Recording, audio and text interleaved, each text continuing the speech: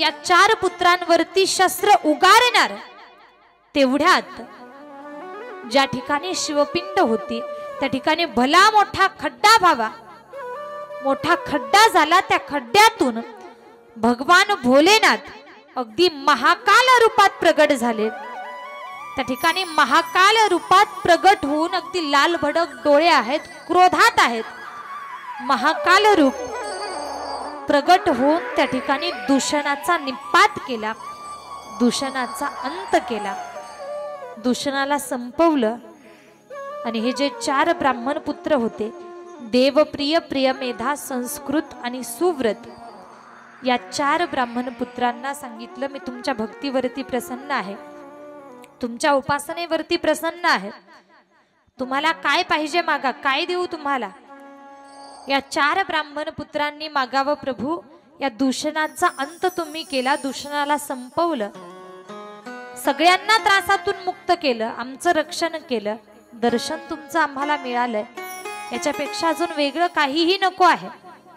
प्रभू द्यायचंच आहे ना तर ऐका, तुम्ही आज या दूषणापासून आमचं रक्षण केलं, भविष्यातही या ठिकाणी प्रत्येकाचं रक्षण व्हावं, प्रत्येकाचं हित व्हावं, म्हणून तुम्ही याच ठिकाणी ज्योतिर्लिंगाच्या रूपात स्थित व्हा.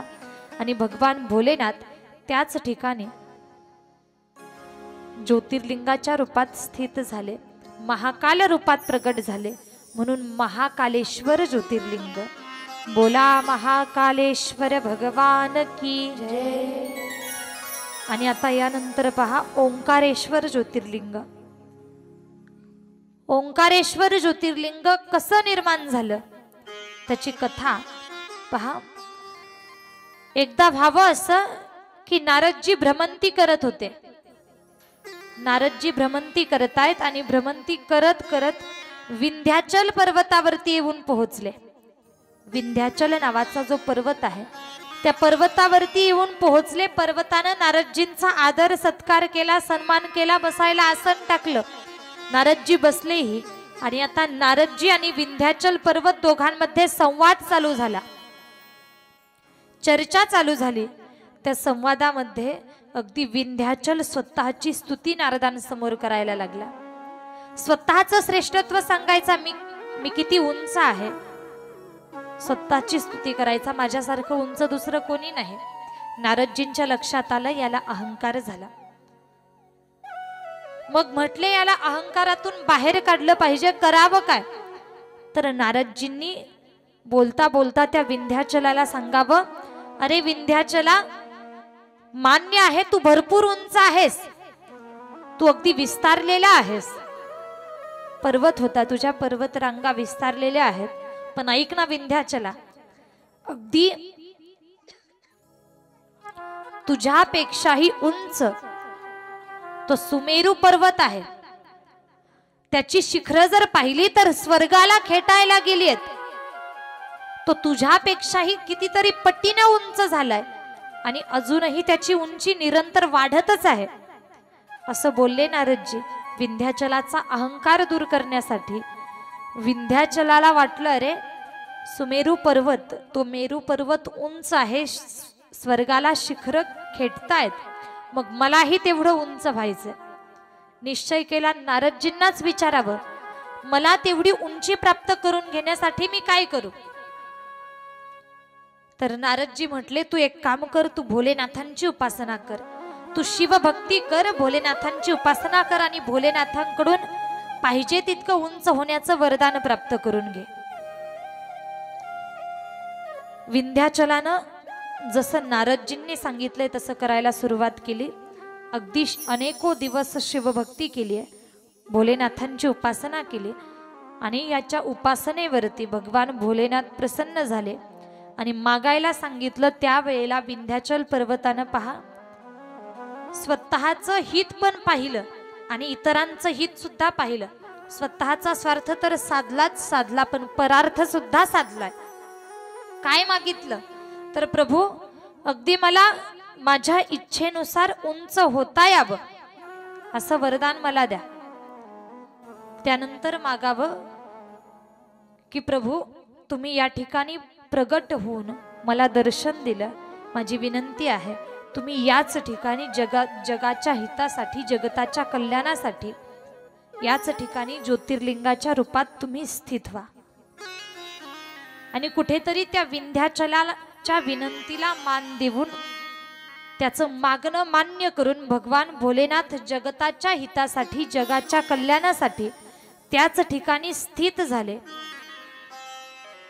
ज्याला आपण ओंकारेश्वर ज्योतिर्लिंग नावाने ओळखतो। त्या ठिकाणी पहा, परमेश्वर ज्योतिर्लिंग आणि अमलेश्वर ज्योतिर्लिंग असे दोन उपभाग पण केले जातात, उपभाग पण आपल्याला पाहायला मिळतात, पण मूळतः एकंदरीत त्या ज्योतिर्लिंगाचं नाव आहे ओंकारेश्वर ज्योतिर्लिंग। बोला ओंकारेश्वर भगवान की जय। यानंतर पहा केदारनाथ ज्योतिर्लिंग। केदारनाथ ज्योतिर्लिंगाची कथा आपल्याला श्रवण करायची। अगदी चारीधाम यात्रा करत असताना आपण केदारनाथला जाऊन येत असतो। पहा, पूर्वी अगदी ब्रह्मदेवांचे पुत्र धर्म आणि मूर्ती यांच्या माध्यमातून भगवान विष्णूंनी एक प्रकारे नर व नारायण रूपात अवतार धारण केला। नर आणि नारायण रूपात भगवान विष्णू अवतीर्ण झाले। पहा, अगदी हे जे नर आणि नारायण आहेत, हे नर नारायण यांनी बद्रीनारायण या ठिकाणी, या क्षेत्रामध्ये बद्रीनारायण मध्ये अनेको वर्ष तप केलं, तपस्या केली, भोलेनाथांची उपासना केली। ते काय करायचे तर नित्यानं रोज भगवान भोलेनाथांची शिवपिंड बनवायचे। शिवपिंड बनवून रोज त्या शिवपिंडीचं पूजन केल्या जायचं आणि भगवान भोलेनाथांनाही त्या नर आणि नारायणांची पूजा प्रिय होती। तसं पाहिलं तर नर आणि नारायण विष्णूंचेच अवतार होते, मग साक्षात विष्णूंनी केलेली पूजा भोलेनाथांना प्रिय असणार। जे शिवलिंग नर आणि नारायण बनवायचे अदृश्य अगदी रूपामध्ये, अदृश्य रूपामध्ये त्या ठिकाणी येऊन भगवान भोलेनाथ ती पूजा ग्रहण करायचे रोज नित्यानं। रोजचा असा हा दिनक्रम चालू आहे। नर नारायण शिवलिंगाची पूजा करतात, भोलेनाथ ती पूजा ग्रहण करतात आणि एक दिवस यांच्या पूजेवरती प्रसन्न होऊन भगवान भोलेनाथ अगदी रूप धारण करून त्या ठिकाणी येत आहेत, स्वतःच्या रूपामध्ये येत आहेत, तेजोमय रूपात प्रगट झाले। अगोदर नुसतं येऊन अदृश्यरित्या पूजा ग्रहण करत होते, पण एक दिवशी प्रगट होत आहेत आणि नर नारायण यांना सांगावं, तुमच्या पूजेवरती मी प्रसन्न आहे, बोला तुम्हाला काय देऊ, काहीतरी मागा, काहीतरी देण्याची इच्छा आहे, काय देऊ सांगा। त्यावेळेला नर आणि नारायण यांनी सांगितलं, प्रभू आजपर्यंत प्रत्येक दिवशी तुम्ही आमची पूजा कळत नकळत ग्रहण केली, नव्हे नव्हे आज तुम्ही आम्हाला प्रत्यक्ष दर्शन सुद्धा दिलं, याच्यापेक्षा मोठं काय आहे, हेच भरपूर आहे, पण द्यायचंच असेल तर ऐका। तुम्ही या ठिकाणी प्रगट होऊन आमचं हित केलं, आम्हाला दर्शन दिलं, मग या जगताच्या हितासाठी, जगताच्या कल्याणासाठी तुम्ही याच ठिकाणी स्थित व्हा। आणि भगवान भोलेनाथ त्या ठिकाणी पहा, हिमालयाच्या त्या केदार तीर्थामध्ये शिवजी भोलेनाथ ज्योतिर्लिंगाच्या रूपात त्या ठिकाणी स्थित झाले, ज्याला आपण केदारनाथ सुद्धा म्हणतो आणि केदारेश्वर ज्योतिर्लिंग सुद्धा म्हणतो। पहा, यानंतर 6वं ज्योतिर्लिंग भीमाशंकर ज्योतिर्लिंग। या भीमाशंकर ज्योतिर्लिंगाची निर्मिती कशी झाली तर भीम नामक एक दैत्य होता। भीम नावाचा एक दैत्य, ज्याच्या आईचं नाव होतं कर्कटी। ही कर्कटी आणि भीम नावाचा दैत्य दोघ जण आई आणि मुलगा राहतायत। अनेको दिवस झाले कर्कटी भीमाला त्याच्या पित्याबद्दल काहीच सांगत नाही। एका दिवशी या भीमानं आईकडे प्रश्न करावा, आई आजपर्यंत आपण या ठिकाणी राहतोय, तू आजपर्यंत माझ्या पित्याचं नाव मला सांगितलं नाहीस, माझ्या पित्याला मी आजपर्यंत पाहिलं नाही, मी कुणाचा पुत्र आहे, माझ्या पित्याचं नाव काय आहे? तर त्या कर्कटीनं सांगितलं, भीमा, अरे माझे पिता, माझे वडील राजा कर्कट, कर्कटाची मी कन्या आहे म्हणून माझं नाव कर्कटी. माझ्या पित्यानं, कर्कट नावाच्या माझ्या पित्यानं माझा विवाह अगोदर रावणाचा बंधू, रावणाचा भाऊ कुंभकर्ण, तुम्हा सर्वांना माहिती आहे, म्हटली कुंभकर्णासोबत माझा विवाह लावून दिला. पण रामानं कुंभकर्णाला संपवलं, माझ्या पतीला मारलं आणि त्यानंतर माझ्या पित्यानं, कर्कट राजानं पुन्हा विराध नावाच्या एका दैत्याशी माझा विवाह लावून दिला. विराध नावाच्या दैत्याशी विवाह झाला आणि तो विराध दैत्य, त्या विराधाला सुद्धा रामानंच संपवलं. वनवासामध्ये असताना विराधाला रामाने संपवलं. अगदी भीमाला सांगितलं की विराधाचा तू पुत्र आहेस, तुझ्या पित्याचं नाव आहे विराध. भीमाला राग आला, अरे माझ्या पित्याला रामाने संपवलं. देवतांचा राग आला, राम देवावतारी होते म्हणून मी देवतांनाच संपवणार. निश्चय केला, मतावर ठाम होता. अनेको दिवस तपश्चर्या केली.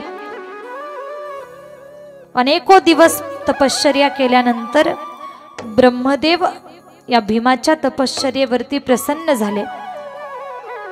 ब्रह्मदेवांनी भीमाला वरदान मागायला सांगितलं.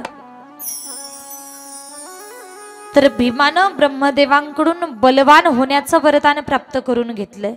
बलवान झाला हा भीम, बलवान होण्याचं वरदान प्राप्त झालं आणि आता ठरवलं की मी त्रैलोक्यावरती विजय प्राप्त करणार.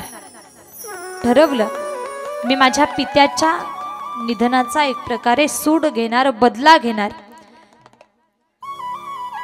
हा भीम अगदी सगळीकडे विजय प्राप्त करतोय आणि त्याच वेळेला पहा, यानं अगदी इंद्रावरती विजय मिळवावा. भगवान विष्णूंना सुद्धा हरवलं गेलं आणि हा विराध सगळीकडे, हा भीम सगळीकडे विजय प्राप्त करून पृथ्वीवरती एकमेव ठिकाण उरलं होतं, ज्या ठिकाणी एक महान शिवभक्त राहत होता. पृथ्वीवरती त्या ठिकाणाचं वर्णन आलं. कामरूप राज्यात सुदक्षिण नावाचा एक राजा राहत होता. सुदक्षिण नावाचा राजा होता. त्याच्या राज्यावरती हा भीम नामक दैत्य चालून आला. ते राज्य सुद्धा यानं ताब्यात घेतलं. सुदक्षिण राजा होता, तो शिवभक्त होता, निरंतर शिव उपासना करायचा. त्या सुदक्षिणाला यानं तुरुंगात डांबलं. पण हा सुदक्षिण पहा, शिवभक्ती अगदी एवढी अंतकरणातून करायचा की तुरुंगामध्ये सुद्धा त्यानं शिवपिंड स्थापन केली आणि भोलेनाथांची उपासना करू लागला. अनेको दिवस तुरुंगात शिवभक्ती करतोय. ही बातमी पोहोचली भीमाच्या कानावरती, अरे तुरुंगातही हा राजा शिवभक्ती करतोय, भोलेनाथांची उपासना करतोय. आणि विचार केला, लक्षात आलं, अरे जर याची शिवभक्ती ही अशीच वाढत राहिली तर याचा भयंकर परिणाम भविष्यात मला सोसावा लागेल. म्हटला, मी आताच या सुदक्षिणाला संपवणार. धारदार शस्त्र घेऊन त्या सुदक्षिणाकडे गेला हा भीम. हातामध्ये शस्त्र आहे आणि सुदक्षिणावरती ते शस्त्र उगारणार. तेवढ्यात भगवान भोलेनाथ त्या ठिकाणी प्रगट झाले आणि आपल्या नेत्रातील क्रोधाग्नीनं त्या भीम नामक दैत्याला जळून भस्म केलं. त्या दैत्याला संपवलं. तो दैत्य संपला गेला आणि पहा, त्या ठिकाणी त्या राजाला काहीतरी मागायला सांगितलं. राजानं मागितलं, प्रभू तुम्ही याच ठिकाणी माझ्या राज्याचं रक्षण करण्यासाठी ज्योतिर्लिंगाच्या रूपात स्थित व्हा. आणि भगवान भोलेनाथ त्या ठिकाणी स्थित झाले. त्या ठिकाणी प्रगट होऊन भीम नावाच्या दैत्याला संपवलं. म्हणून भीमाशंकर हे नाव त्या ज्योतिर्लिंगाला मिळालं. बोला भीमाशंकर भगवान की. अजूनही उरलेल्या ज्योतिर्लिंगाच्या कथा आपल्याला धावत्या वेगामध्ये पाहायच्या. तत्पूर्वी एकदा सुंदर असं छोटंसं भजन करू। सुन भक्तों की पुकार होके नंदी पे सवार काशी नगरी से आया है मेरा भोलानाथ। सुन भक्तों की पुकार होके नंदी पे सवार काशी नगरी से आया है मेरा भोलानाथ। सुन भक्तों की पुकार होके नंदी पे सवार काशी नगरी से आया मेरा भोलानाथ। सुन भक्तों की पुकार होके नंदी पे सवार काशी नगरी से आया मेरा भोलानाथ। सुन भक्तों की पुकार होके नंदी पे सवार काशी नगरी से आया है मेरा भोलानाथ। सुन भक्तों की पुकार होके नंदी पे सवार काशी नगरी से आया है मेरा भोलानाथ। सुन भक्तों की पुकार होके नंदी पे सवार काशी नगरी से आया मेरा भोलानाथ। सुन भक्तों की पुकार होके नंदी पे सवार काशी नगरी से आया मेरा भोलानाथ। ताली।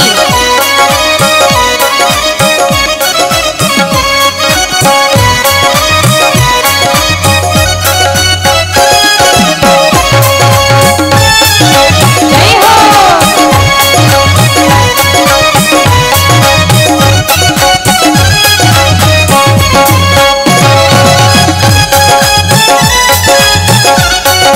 जय हो। जय हो।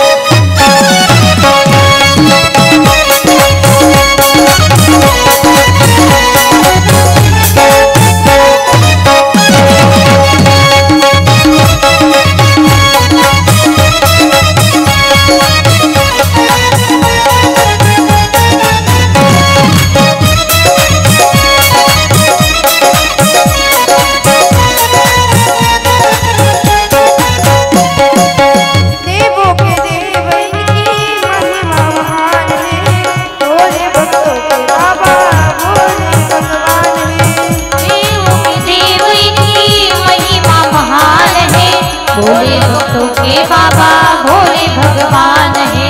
देवों के देव इनकी महिमा महान है, भोले भक्तों के बाबा भोले भगवान है।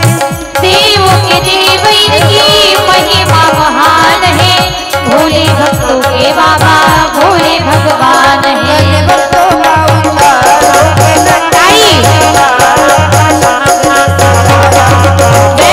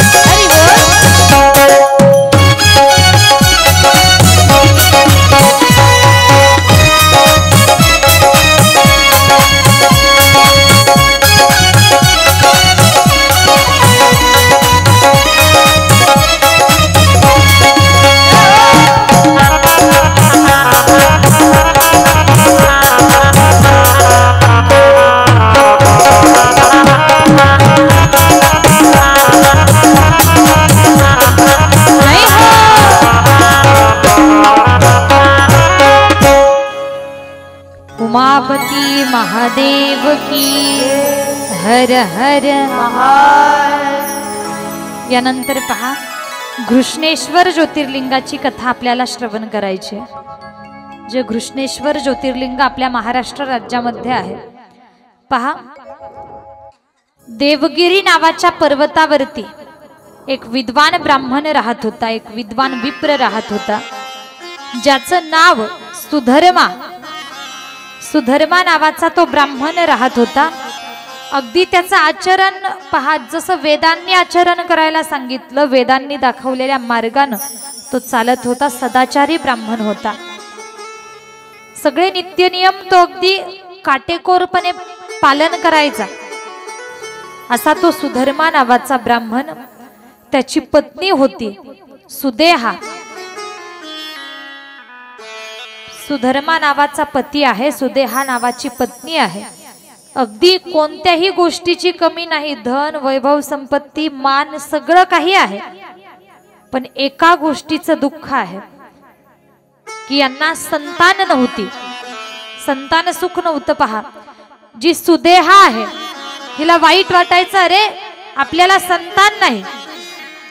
सुधर्मा अगदी ज्ञानी होता, त्यानं सगळं काही नशिबावर सोडून दिलं। म्हटला नशिबात असेल तर मिळेल, नसणार जर नशिबात नसेल तर मिळणार नाही, आहे त्यात तो समाधानी होता। अगदी दुःखही मानत नव्हता की मला संतान नाही। पण सुदेहा तिला निरंतर दुःख वाटायचं, कष्टी व्हायची, अरे मला संतान नाही, मला मूल नाही, दुःखी कष्टी व्हायची। आणि एका वेळेला व्हावं असं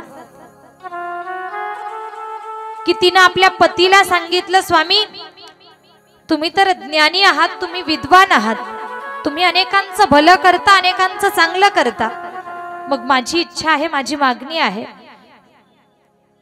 असा काहीतरी उपाय करा, काहीतरी करा, संतान उत्पत्ती झाली पाहिजे। अनेक ठिकाणी नवस करावेत, अनेक सायास करावेत, अनेक प्रयत्न करावेत, पण काहीच पर्याय निघत नाहीये।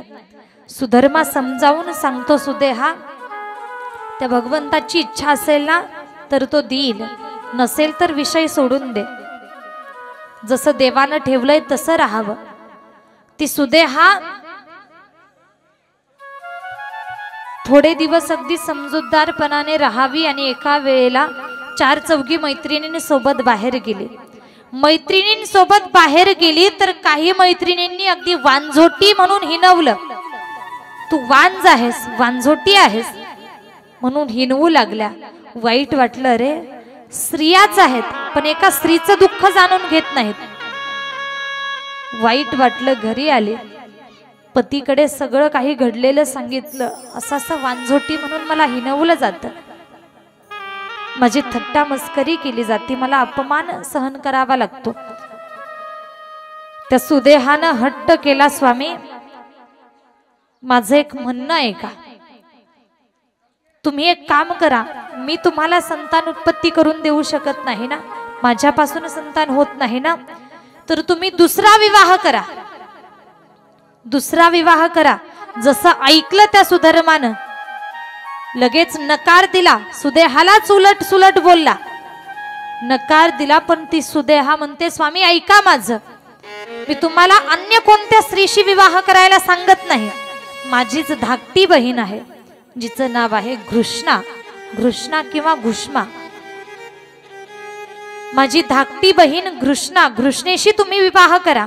तुम्हाला जर भीती असेल ना की आमच्या दोघींमध्ये वाद होईल, तर काहीही भीती बाळगू नका. मी तुम्हाला शब्द देते, वचन देते की आम्ही अगदी गुण्या गोविंदानं एका घरामध्ये नांदू, काहीही वाद होणार नाही. मी मोठी आहे, मी समजूतदारपणानं राहील, काही काळजी करू नका, पण विवाह करा. हट्ट केला.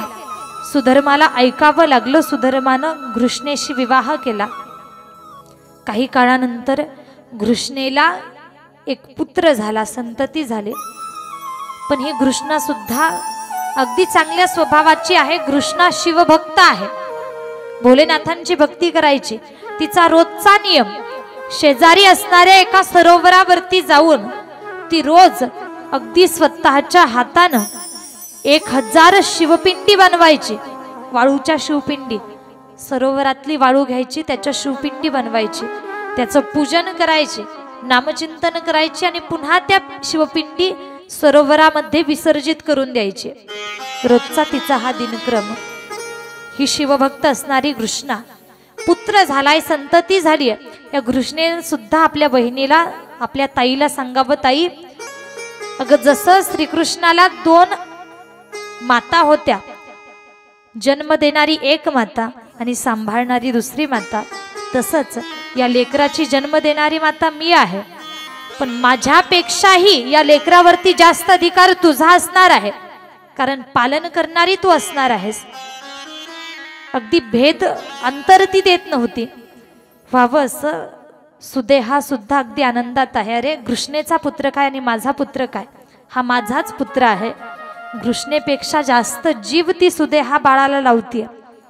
ते बाळ लहानचं मोठं होतंय, तो पुत्र मोठा होतोय, आणि जसा जसा पुत्र मोठा होत चालला तसं तसं पहा या सुदेहाच्या मनामध्ये कपट निर्माण व्हायला लागलं. अरे मला पुत्र नाही आणि या घृष्णेला पुत्र आहे, कपट निर्माण झालं.